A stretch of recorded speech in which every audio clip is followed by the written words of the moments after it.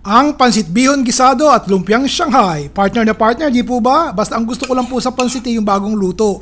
Kahit konti lang po ang sahog, basta hindi siya dry o tuyo. Gusto ko po yung humuhulag po yung noodle sa konting sabaw na naiwan sa kawali. Kayo po, ano gusto nyo?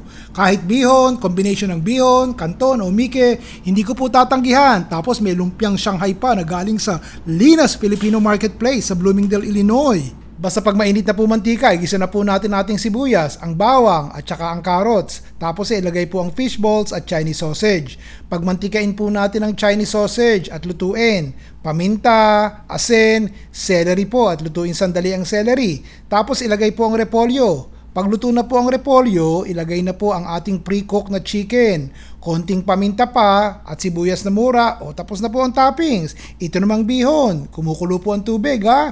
Lagyan natin ng liquid seasoning tsaka po toyo. Tapos maraming paminta, pakuluan po natin.